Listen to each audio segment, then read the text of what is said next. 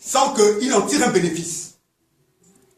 Et même à la Genèse, lorsque la première femme d'Adam, Lilith, a rencontré Ève pour la tromper, ça a toujours été à partir d'une alliance au niveau de la relation sexuelle. C'est là où les choses ont commencé à se gâter.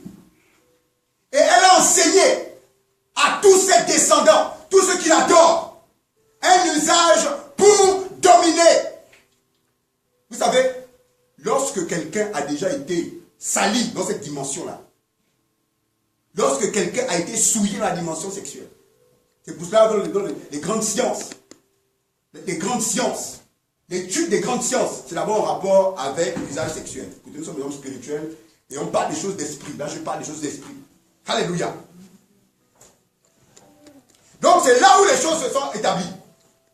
C'est là où les situations de confrontation se sont... Donc, Lilith a enseigné à ses descendants comment est-ce que par l'usage sexuel, ils pouvaient établir leur domination. Alléluia. On soumet un peuple que lorsque on a soumis non seulement ses matrices, mais même ses hommes. La domination, c'est une domination sexuelle. Alléluia. Merci Seigneur.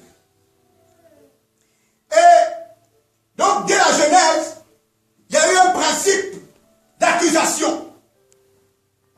Pourquoi Adam et Ève ont eu peur de Dieu? Parce qu'ils avaient commis la chose.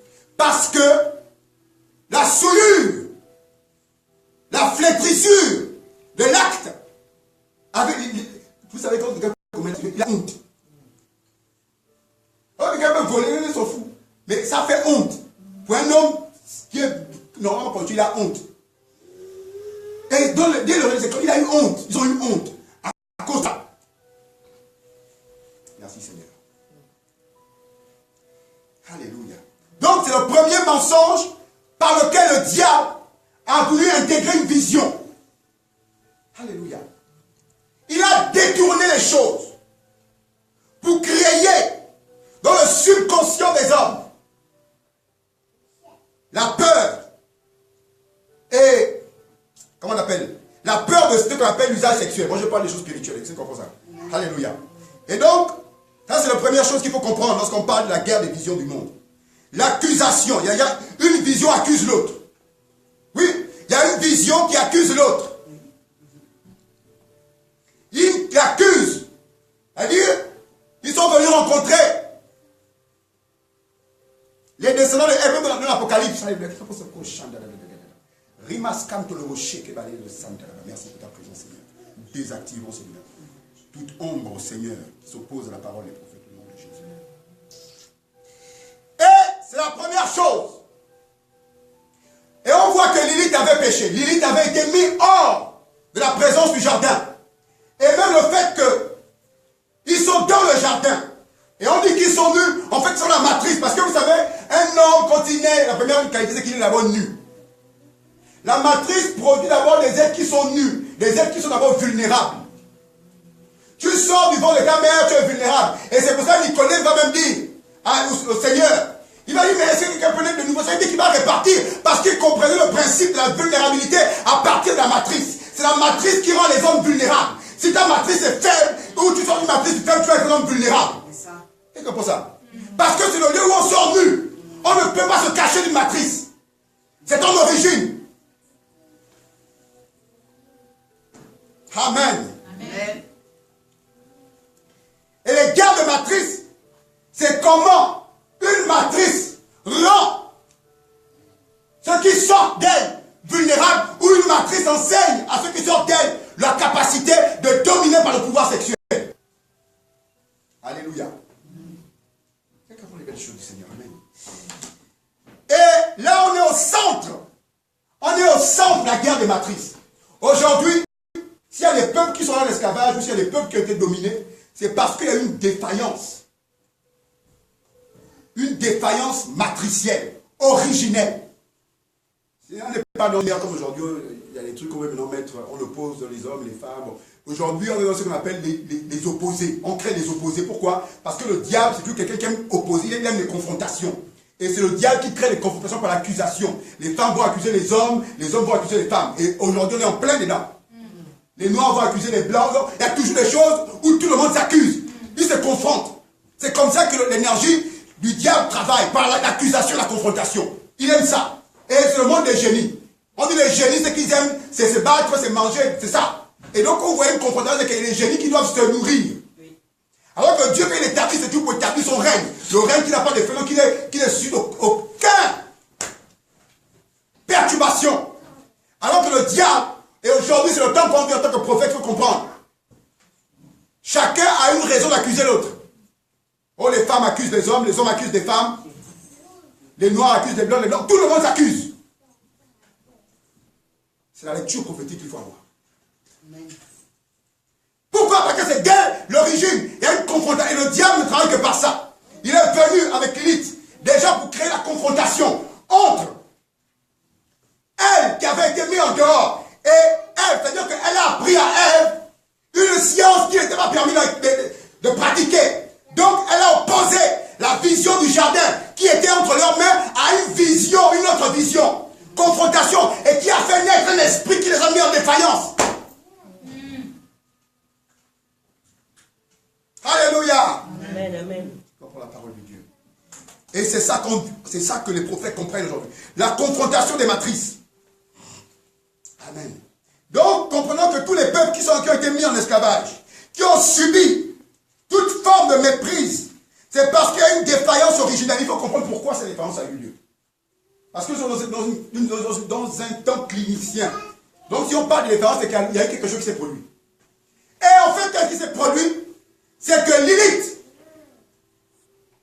a détourné Ève. La matrice de Lilith a dominé la matrice de Ève.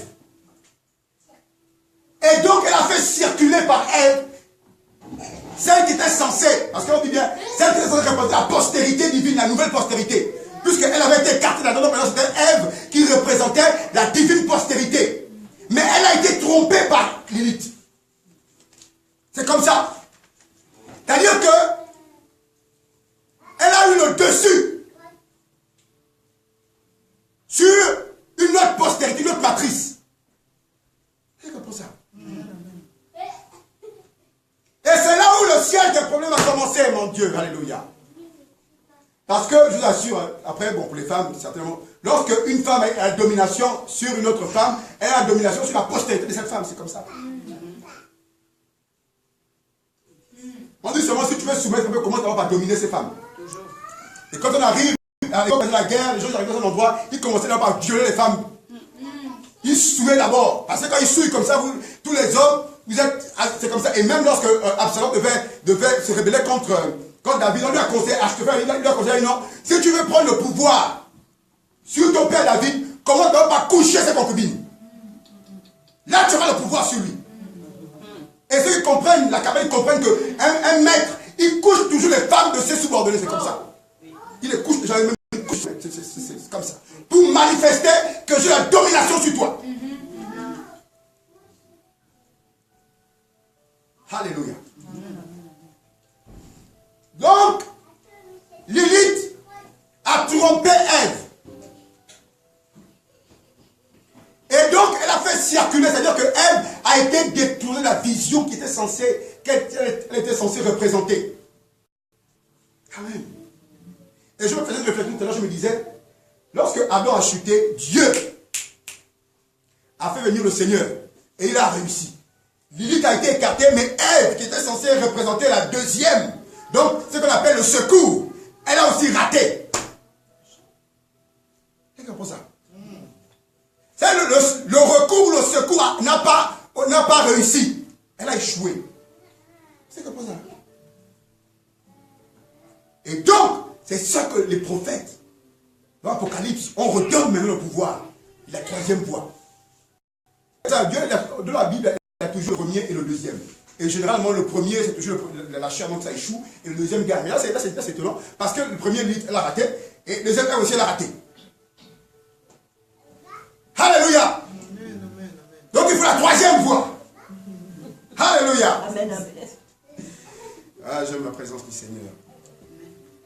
Et comprenons pourquoi tous les problèmes commencent. Donc, il y a d'abord une domination de Lilith.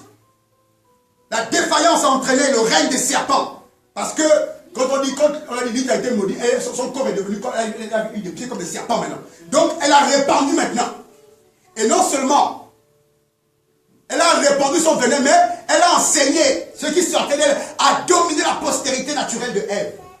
C'est pour cela, il faut retrouver le pouvoir, la vérité. C'est pour ça que Jésus est venu dans l'Apocalypse. On remet les choses, on remet l'ordre. Et c'est pour ça qu'il y a des peuples qui souffrent. Les matrices de ces femmes ne font que sortir le serpent. Parce que elles ont été dominées par un esprit d'élite. Et tant qu'il n'y a pas une réparation, la matrice, donc descendant naturel de Ève, n'aura pas le dessus. C'est comme ça. On pourra tout faire.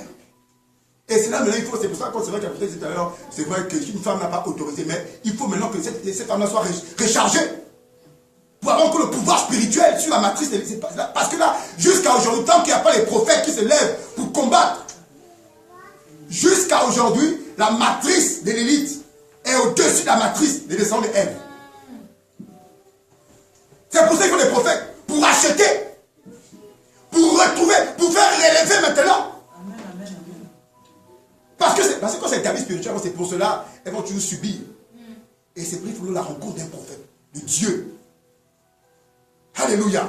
Et c'est pour laquelle le Seigneur a dit, quand il a dit, mais heureux de la maman qui t'a enfanté, heureux de la matrice qui t'a enfanté, ça ne dit jamais exactement vos choses. Non, non, non. La matrice, elle a échoué. Tout le monde là, vous avez tous raté. Moi, je dis ça. Je suis venu vous dire que vous, les matrices, c'est fini. Moi, il faut écouter comment le réveil va s'opérer. Il faut écouter, il dit non, heureux celui qui écoute. Amen. Amen, amen. Parce que le réveil va être censé venir par la matrice, mais ça a raté, donc il faut l'écouter. Amen, amen, amen, amen. Alléluia. Amen. Oh, j'aime la présence du Seigneur. Amen. Alléluia. Et donc, la guerre des matrices, c'est la guerre des visions du monde. Alléluia. Oh Seigneur, tu es magnifique. Alléluia. Et c'est pour cela, notre guerre n'est pas une guerre simplement de couleur ou de genre, mais c'est une guerre d'esprit maintenant. Parce que